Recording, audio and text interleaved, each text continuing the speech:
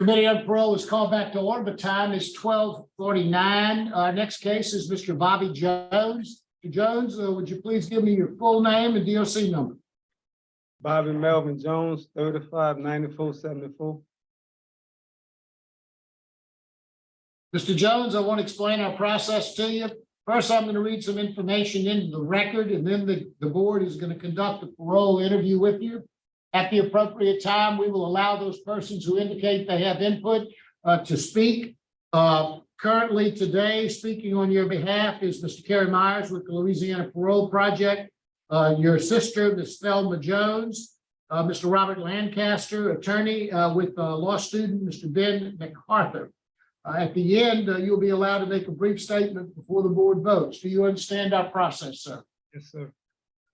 This is the matter of Bobby Jones, DOC number 359474, date of birth October the 25th of 1978. He's classified as a first felony offender.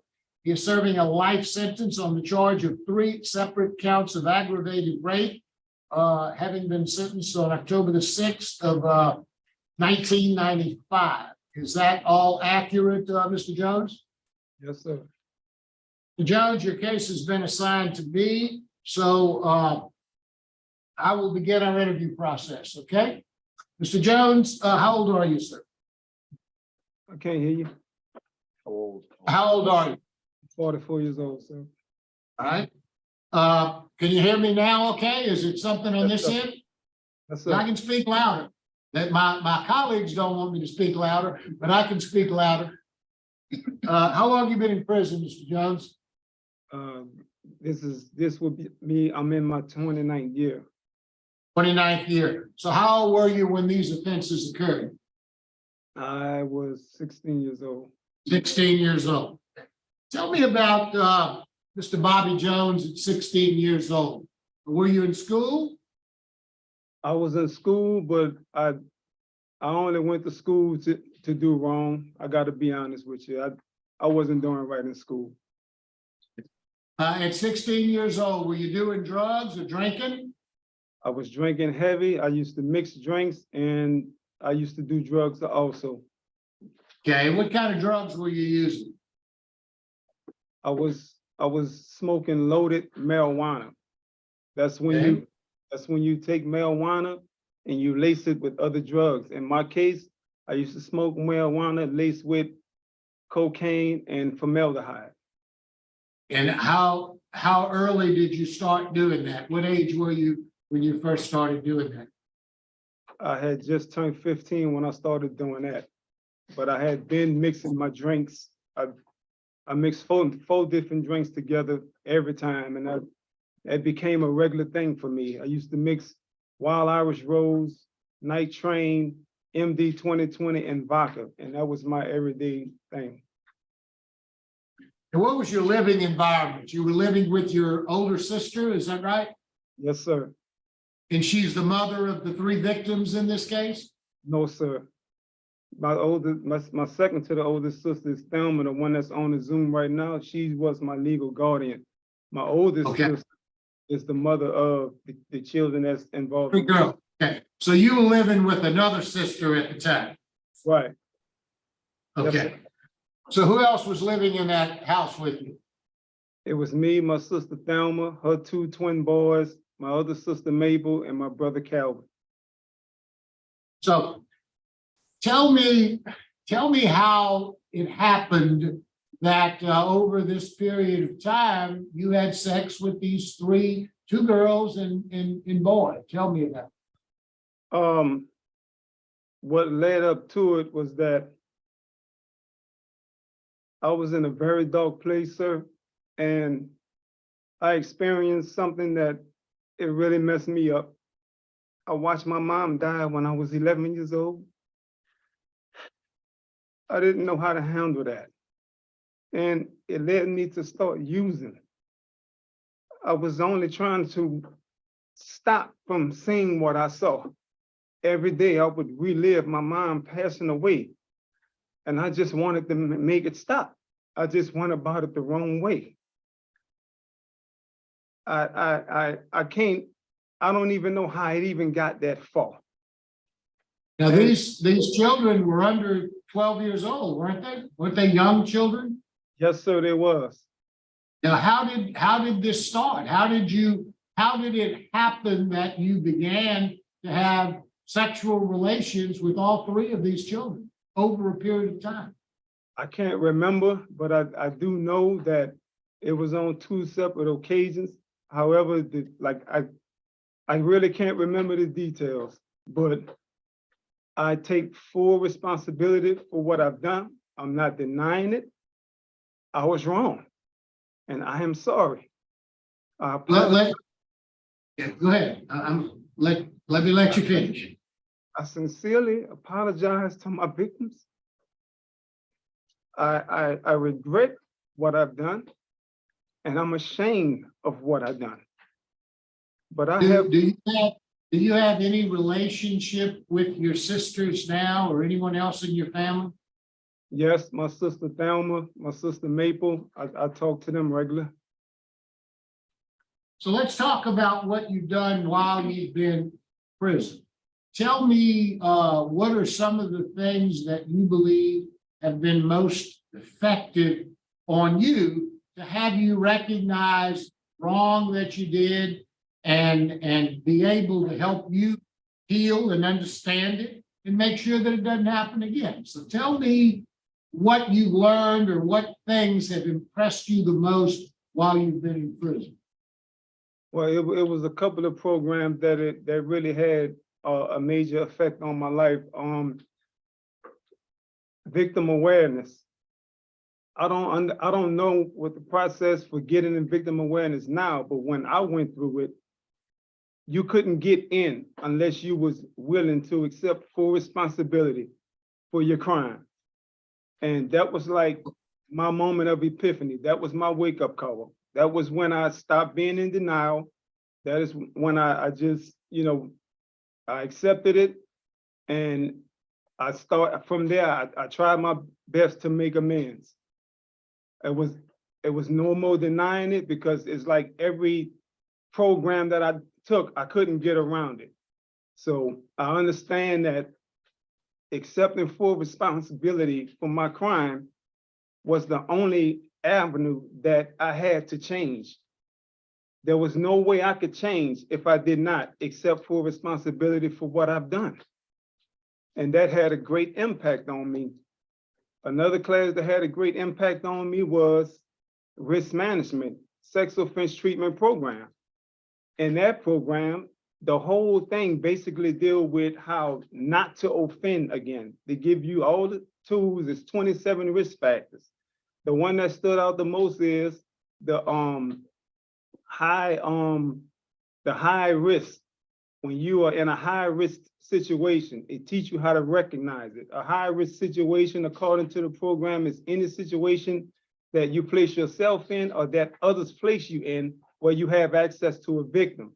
So, and can I give an example of a high risk situation? Sure, yeah. An example of a high risk situation with if I was hungry and I stepped into a McDonald's and they had like 6 people in line and the 6th person was a minor, I wouldn't get in line behind the minor. I would go sit down and let somebody else get in line, and then I would get in line. I wouldn't have no access to a victim or potential victim. Ask him to state that again for you, please. Ask him to say something, please. Speak. Hello? Mr. Mayor, Yes. speak this way, because the computer's restarting, so speak this way towards the speaker. Okay. And just ask him to restate that. Mr. Jones, can you hear me? Yes, sir. Mr. Jones, you cut off when you gave an example of the risk, the high risk factor, okay, one of the risk factors. Could you repeat that to us, please? I said an example of a high risk situation would be if I went into a restaurant to get something to eat and they had like 5 people in line and the 5th person in line was a minor. I wouldn't get in line behind the minor. I would go sit down and wait till the line go down or wait till someone else get in line, and then I would get in line. I wouldn't be nowhere near.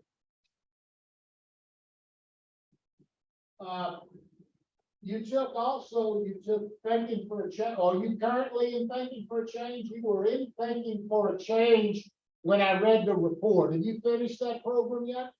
No, I'm not finished yet. I got like 4 more weeks, but I am currently taking it. And thinking for a change it deal with correcting thinking errors. The 4 main areas of thinking for a change is your thoughts, feelings, attitudes, and beliefs. You know, I corrected my thinking error. One of my thinking errors was thinking that every time something happened, it was always somebody else's fault. But now I realize that in any situation I find myself in, it's for something that I did or something that I failed to do. It's my fault. Mr. Jones, it looks like in October of 2009, you got your GED, right? Yes, sir. Tell me, I'm not sure I know what CHANGE is. Change. Change. Acronym or something. Tell me what that is. Change means cultivating human abilities necessary for growth, enhancement, and development. That is the name of the Islamic group that I'm a part of in Angola right now.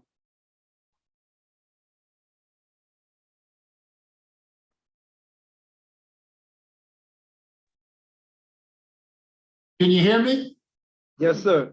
And can you see us now? Yeah, I can see you now. Okay, tell me about the group change. Tell me your role in it and tell me what it does. Well, I used to be the vice president of Change. Change is actually an Islamic group. It's the faith-based group that I'm a part of in the prison. And we have a young men's program. I'm also a teacher in that program every Monday night and Friday night in the education building. The purpose of the classes that I teach, you have a lot of guys that come into the religion of Islam and they don't really know. So before we allow them to, go around thinking that it's some type of radical religion, that's where I step in and teach them what the religion is all about. When did you take the sex offender treatment program?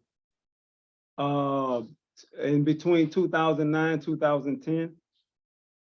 Now, you got a write-up in 2018.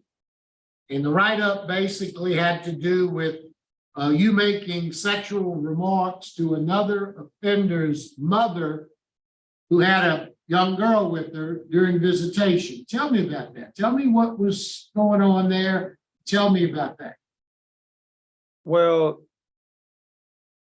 it was a simple misunderstanding. I take full responsibility for my actions. I hear that, but tell me specifically, what is it that you said and what is it that you meant to convey? Well, she didn't say I said it. Her son said that I told his mama something about some nuts or something in the visiting shed. And when I was approached about it by the warden. I explained to the warden at the time.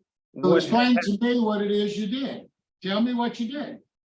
Well, I had asked her daughter went and got some wet peanuts that they sell in the visiting shed.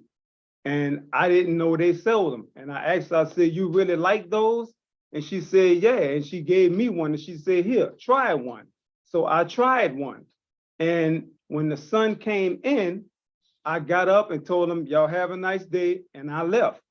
A week and a half later, I got a call from the warden's office to come to the warden office, and that was the complaint against me. But I take full responsibility for it because I didn't even have to go on the floor. So I'm sorry for that, and I take full responsibility for that. That was on me. Mr. Jones, let me ask you, in your education and your learning through your sex offender treatment, have you come to grips with the fact of what you did? And the reason I'm trying to formulate a question, I guess, and that is, you were 16 years old.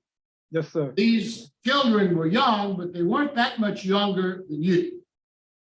have you learned that maybe you have an affinity for younger children, or whether this was something, what have you learned about yourself in this crime that you committed? I learned that I had these thinking errors and I needed help. I don't think that it was, you know, a want for younger people or nothing like that, because when I committed this acts, I was high out of my mind. I was high. I got to admit it. I was on drugs and I was drinking. And this is just a unfortunate situation. You know, I don't know how that even come about. I don't even know how I even let that go that far. Like, I don't know what made me go to that point. However, I did, and I take full responsibility for it. And I apologize to my victims. I sincerely apologize. I regret what I've done, and I'm ashamed of what I've done. I know you're going to the Louisiana Parole Project if you are granted parole. What's your plan beyond that? Well, considering that drugs and alcohol played a major part, I've asked my attorneys to get with the parole project with Mr. Kerry Myers to find out where is the nearest AA clinic where I'll be residing at in New Orleans, because I don't want to go backwards. You know, I want to be in the clinic where I can go and have somebody to talk to, and even possibly start instructing classes myself. This is my, you know, plan to stay sober, to not go backwards, and to take the things that I learned in my sex offense treatment class to never offend again. Gordon, what can you tell us about Mr. Jones? So, did you read the report that he got, in the visiting room? Did you understood it clearly? I'm sorry? Yes, I did. I read it. I heard what he said. I read the report. They seem to be at odds with each other, but I heard. Yes, sir. Yes, sir. So, Do you have any other information besides the report as it was written? no, I just have it as the investigation was written. Okay. Yes, sir. So other than what he said and the things y'all talk about, I really have nothing else to add to it. Thank you, Gordon. So, Okay, now we'll hear from your supporters. Mr. Kerry Myers. Yes, good afternoon. Kerry Myers with Louisiana Parole Project. Should Mr. Jones be granted parole, Mr. Jones will go to his aunt, Lula Mae Brown in New Orleans. You will note from the package that was submitted that there are other registered persons in that area, so that area has already been vetted. Obviously, it would still have to be approved by PNP. There would be no point in having to do dual registration fees by being residential in our program and then moving a month later to New Orleans. Again, we'll provide case management services through our New Orleans case manager for Mr. Jones. Thank you, Mr. Myers. Ms. Thelma Jones. Yes, good afternoon. Good afternoon, Ms. Jones. I just want to say that I have kept in touch with my younger brother, Bobby Jones, through phone calls and letters while he's in prison. And I'm very proud of the man he has become. He is more mature, and he has shown that he understands the depths of his offenses, and he has set out to become a better man. I have witnessed the changes he's made and his growth in the way he speaks and in the ideas that he shares. His maturity from a 16-year-old young man to the man that he is now is very clear to me. I believe, based on what he has shared with me, that he is very remorseful for what he done to my nephew, Ronnie, my niece, Javonder, and my niece, Candace, who I love very much. And he has taken full responsibility for his actions. support my brother Bobby because he has taken advantage of rehab programs while in prison, and he has obtained his GED, and he's just demonstrated a willingness to become a better person. He has put in the work to change, and he has my full support for reentry into society if granted. Thank you, Jones. Mr. Lancaster, if you would introduce Mr. MacArthur. And Good afternoon, Robert Lancaster with the LSU Parole and Reentry Clinic here today representing Bobby Jones. With me is Ben MacArthur, second-year student at the Law Center enrolled in the clinic. As a second-year student, Mr. MacArthur is not certified under Louisiana Supreme Court Rule 20.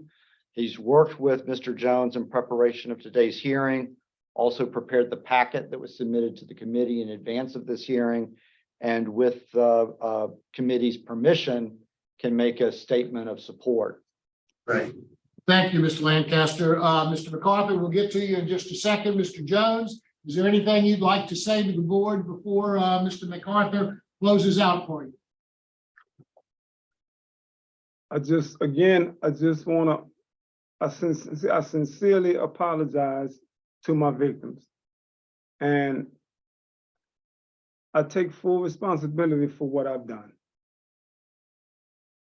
I'm not the same 16-year-old adolescent who committed this horrible crime. You know, I've changed. My programming that I've been through worked for me. It taught me a lot of things. More importantly, it showed me the error in my ways. And I'm just asking that, you know, I be judged by the man that I have become because of my program. I've changed. I'm not the same guy. In fact, I will never be that guy ever again. Thank you, Mr. Jones. Mr. MacArthur? Yes, thank you, members of the board. As the science of, you know, the human brain and emotional development has developed, it's showed that juveniles are different from adults in terms of how they, you know, control their ability to control their emotions, regulate their behavior is not as fully formed as an adult, but also their potential for reform and rehabilitation is much higher than an adult offender. And the courts have recognized this. The Louisiana legislature has recognized this with constitutional amendments, with statutes, and this parole board with its own board directives has recognized this as well. Mr. Jones was incarcerated when he was 16 years old. He was raised in a negative environment. He had an extreme substance abuse problem.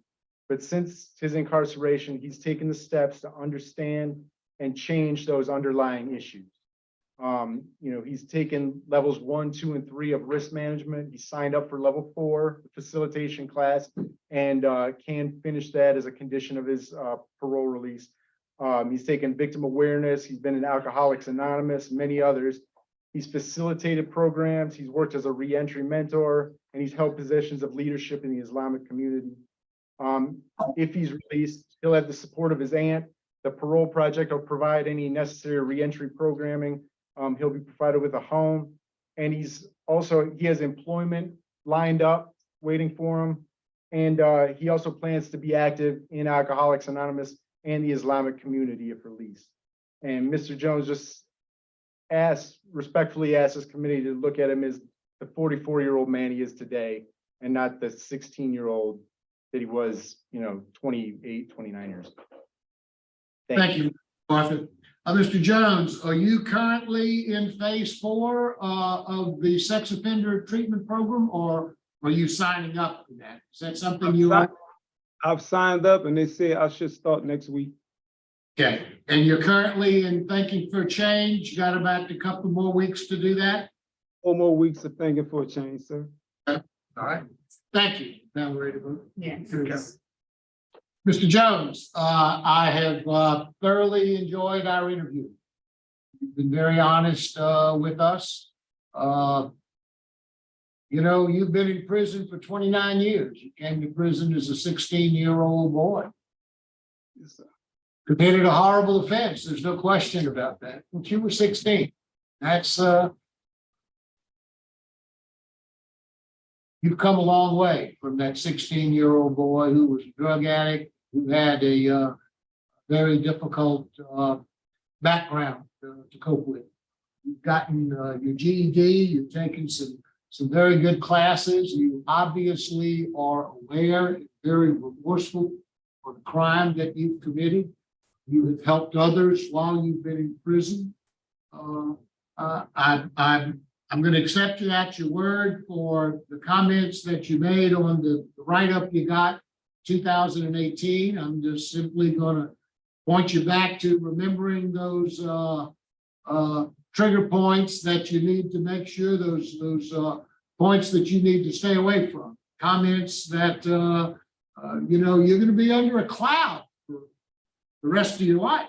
So you need to make sure that you don't make foolish comments like that, or comments that might be misinterpreted, as perhaps this one was at that time. So based upon all of those things, based upon the comments by the warden, based upon your transition plan, based upon the support you have from family, it would be my vote to grant your parole conditionally upon your completing, thinking for a change, enrolling in and completing phase 4 of the sex offender treatment program. Yes, sir. After that, then being under the supervision or the guidance of the Louisiana Parole Project, also 3 AA meetings per week. And those are my conditions. I'll leave it to the other board members to vote. And if they vote similarly, they may add conditions as well. So that's my vote. I'm only one of 3. Mr. Roche? Thank you, Mr. Chairman. Mr. Jones, my vote is the same. Grant upon completion of phase 4 of the sex offender treatment and thinking for a change. And the conditions are the same as Mr. Marabel's. Thank you, Mr. Roche. Ms. Jackson? And I concur, Mr. Jones, my vote is the same. Mr. Jones, you have 3 votes to grant your parole conditioned upon your finishing, thanking for a change, and enrolling in and completing phase 4 of the sex offender treatment. 3 AA meetings per week, and follow the recommendations of the Louisiana Parole Project. Good luck to you. Thank you. Thank you.